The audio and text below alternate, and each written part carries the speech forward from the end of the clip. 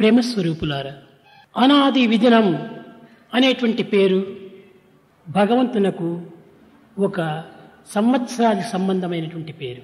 సర్వలోక మహేశ్వరం, యావత్ ప్రపంచమునకే తాను దివ్యమైనటువంటి యొక్క కాంతిని చేకూర్చేటువంటి వాడు. లోకాధ్యక్షం స్తువం నిత్యం, లోకమునకే అతను అధ్యక్షుడు. ఎవరు? అతనే సూర్యుడు. సూర్యుని వలనే కాలము ఏర్పడుచున్నది కనుక ప్రత్యక్ష భగవంతుడు సూర్యుడు. అన్ని దేశములకు, అన్ని కాలములకు, అన్ని మతములకు ఒకే దివ్యమైనటువంటి జ్యోతి. అనాది నిధినం విష్ణు, సర్వవ్యాపకమైనటువంటి యొక్క కాలస్వరూపుడు ఈ సంవత్సర స్వరూపుడు. కాలాస్మి అనేటువంటి యొక్క తత్వమునకు సంవత్సరము అని పేరు. ఇట్టి కాలమునే ఆత్మగా ధరించినటువంటి వాడు కనుకనే ఈ సంవత్సరమునకు కాలాత్మకాయ నమః అన్నాడు శంకరుల వారు. ఇట్టి పవిత్రమైన కాలమునను మానవ జీవితము ఎంతో విలువైనటువంటిది. ఈ జీవితమునకు మరింత విలువైనటువంటిది ప్రాణము.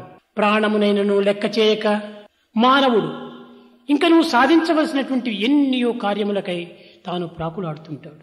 ఎన్ని సాధించినప్పటికీ మానవులకు ఇంకనూ సాధించాలి అనేటువంటి భ్రాంతి నిలిచిపోతుండాలి. ఈ అసంతృప్తి ఎందే తనకు తృప్తిగా కనిపిస్తుండాది మానవునకు. ప్రతి మానవునకు ఒక హృదయం ఉంది. ప్రతి హృదయమునందు దయ ఉంది.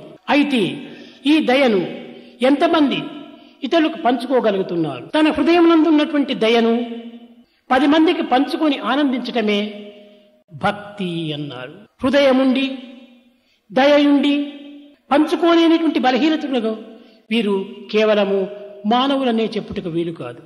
ఇది మానవుని యొక్క దౌర్బల్యము. దీనికి కారణమేమిటి? జాతి, మత, ప్రాంతీయ దురభిమానములనేటువంటి యొక్క భావములు ఈ హృదయంలో ప్రవేశించి మానవుని అమితమైనటువంటి కఠినిగా మార్చుతూ వస్తుండాలి. అందరూ ఒకే కులమే, అందరూ ఒకే జాతి, అందరూ ఒకే దేశమే, అందరూ దైవాత్మ స్వరూపులే. కనుకనే మమైవాంశో జీవలోకే జీవభూత సనాతన అనగా అందరూ దైవం యొక్క అంశములే. ఈ దైవాంశంగా ఉండి ఆ అంశం యొక్క తత్వాన్ని తాను విస్మరించి కేవలము రాక్షసాంశంగా ప్రవర్తించటము ఇది మానవత్వమునకే తీరని లోటు. భగవంతుడు సంవత్సర స్వరూపుడు అనగా కొత్త సంవత్సరము. ఈ సంవత్సరమునకు ఏ విధమైనటువంటి ఆధారం ఉంటున్నవి? మనం క్రొత్త సంవత్సరం చేయాలనుకుంటే ఏదో ఒక సంవత్సరం వరకు కూడాను 12 నెలల వరకును మనం కాచుకోనక్కర్లేదు. 60 సెకండ్లు ఒక నిమిషము, 60 నిమిషములు ఒక గంట, 24 గంటలు ఒక దినము, 30 డేస్ ఒక మంత్, 12 నెలలే ఈ సంవత్సరం. కనుక సంవత్సరమునకై మనం కాచుకోనక్కర్లేదు. ప్రతి సెకండ్ కూడాను మనకు న్యూ ఇయరే. కనుక ప్రతి మానవుడు కూడాను ప్రతి సెకండ్ను కూడాను ఉత్తమమైనటువంటి మార్గములో, ఆదర్శవంతమైన మార్గములో ప్రజలకు ఉపకారం చేయాలి. మానవుడు ఇట్టి సత్యాన్ని గుర్తించుకోలేకపోతున్నాడు. మనం మంచి పని చేసి మంచిని సాధించాలని ప్రయత్నించాలి. అది మానవుని ప్రధానమైనటువంటి యొక్క క్రియాశీలత. 24 గంటలు ఉంటుండే దినానికి. ఏ 6 గంటలు మనం నిద్ర తీసుకున్నప్పటికీ, ఏ 6 గంటలు మనం స్వార్థానికి వినియోగించినప్పటికీ, 6 గంటలు నీ ఆఫీస్ పనికి ఉపయోగించినప్పటికీ మిగిలిన 6 గంటలు ఏం చేస్తున్నావు? తద్వారా సేవలో మనం పాల్గొనాలి. ఒక దివ్యమైనటువంటి మార్గంలో మనం ప్రవేశించాలి. నిజముగా ఈ కాలంలో ఇప్పుడు పరిస్థితి లోపల దివ్యమైన భావములే లేకపోతే జగత్తు మరింత అధోగతికి పాలైపోతుంది.